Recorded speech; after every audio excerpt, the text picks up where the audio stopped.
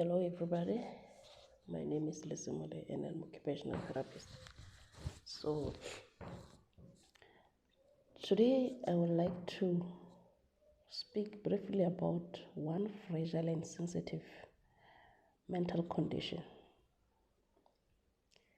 called clinical depression. Clinical depression is one fragile or rather very sensitive condition that we should actually be very careful when we approach or when we say we want to talk about it, because as I said, it's quite a sensitive issue. Clinical depression, it's actually a mental disorder that is characterized by persistent depressed mood or loss of interest in activities of daily living, hence leading to significant impairment in the quality of life. Many people with depression struggle with minor things, daily things. It's a battle, it's a daily battle that the people go through. So recently we have heard a lot regarding depression with what has been going around in the media and around us.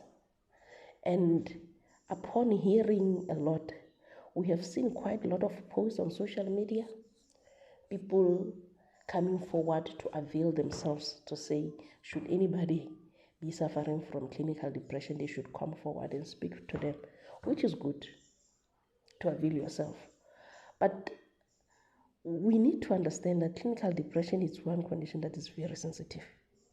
So even for the people that are suffering from this condition, some of them, they're not even aware, or they are rather in denial that they have never come to terms of accepting that they might have clinical depression.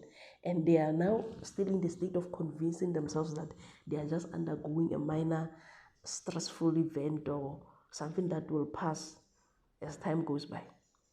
So now, if we come forward and we start saying things, it sounds as if now we are being judgmental, because basically it even gives the next person that perspective that you don't even understand what these people are going through. Some don't know how, they are not even aware.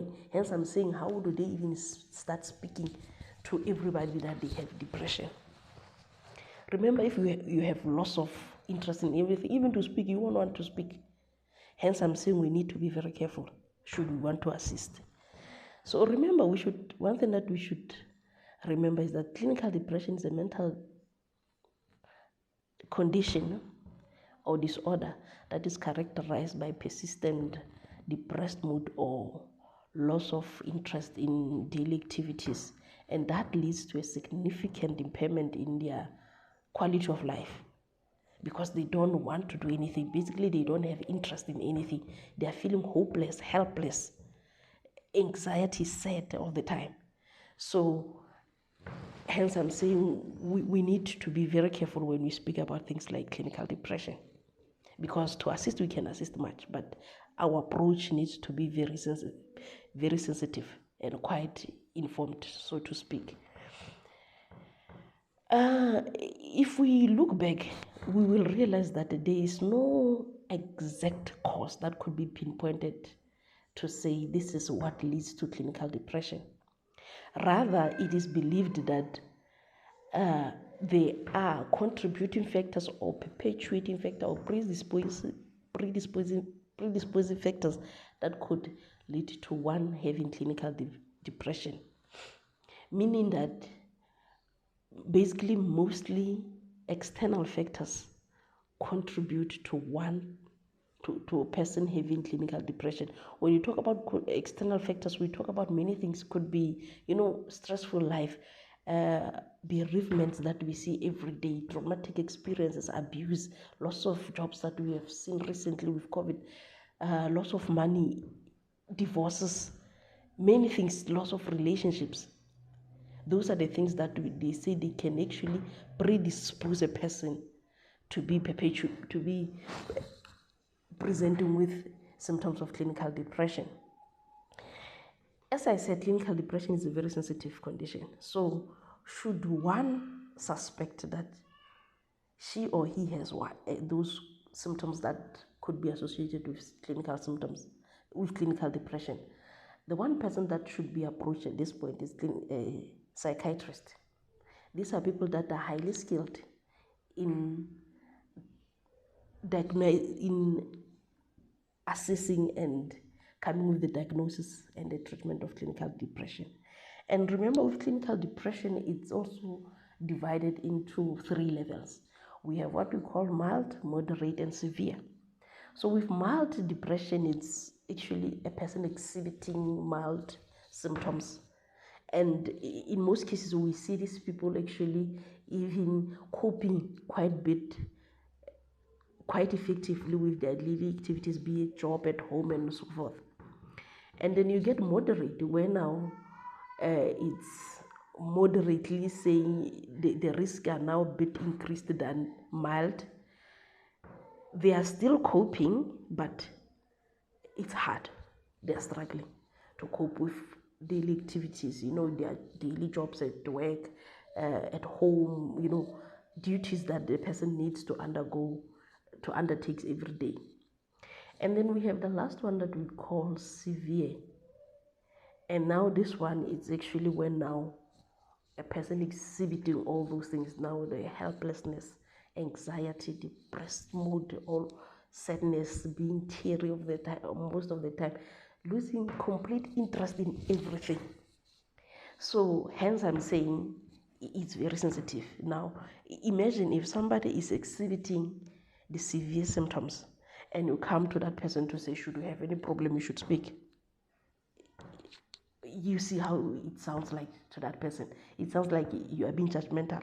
You're actually undermining what this person is going through. You don't see the pain, because this comes with the pain. They are trying very hard as well to come out of this, but the circumstances around them are quite hefty for them.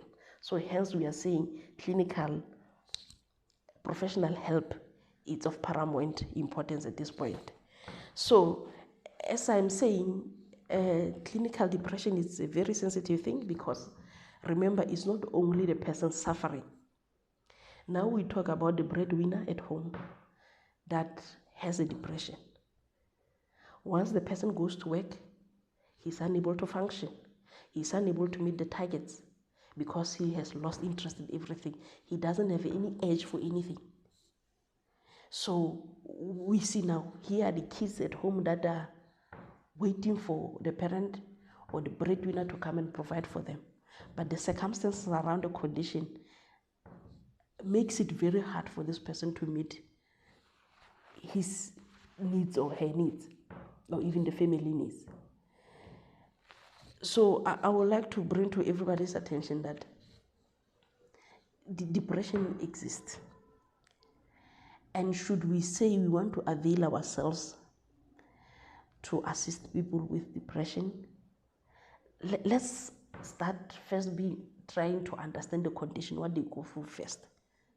I think then when we have understood and being equipped well enough with how this condition affects them, because we tend to be judgmental. Sometimes you will expect a lot from somebody that is battling with depression. So if we understood that, even our expectations from them will be real. Our assistance will mean a lot, because it will be from people that are understanding what they are going through, or rather that are having that willingness to understand what they are going through. So my plea to everybody is that depression is now at the highest point that it has ever been, because of the recent economic climate that we've seen around us.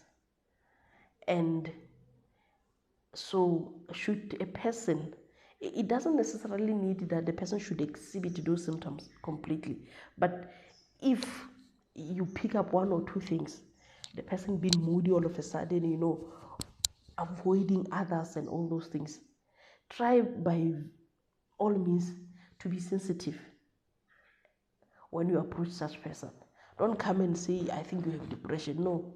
Rather, like you are saying, avail yourself just to listen or just to be there. Because for us to beat this depression, it's going to be a long road to walk. Because remember, all of our work they even contribute to that depression. And now if some person, or they are doing the stressful job at their office, once they come home they're already depressed, and then there's another problems at home. You see, hence I'm saying it's a difficult one to tackle.